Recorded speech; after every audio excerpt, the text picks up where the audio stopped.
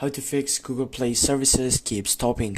As you get on that problem, the main setup it is to go on settings side on your phone, and then simply scroll down, or without getting on that selection, you're gonna just type general management, and as you get there, just go for general. And yeah, right after you get on that selection, it will take some time to get to the right point. Go for general management, as I said, and right here you're gonna find out date and time. Go on that second selection, and as you can see, the automatic date and time it is turned on, or simply that side selection it is available right now.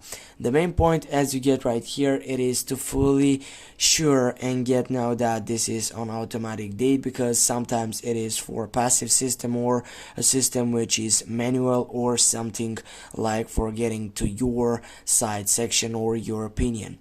Firstly, go right down for applications, and then on the search box right here, go type for Google Play services, and just go on that selection. And as you get on that file name section, go storage right down, go clear the cache, manage the storage setup, which will take you to clear the data on that selection. And as you get done with all that stuff, you are ready to get and fix that problem.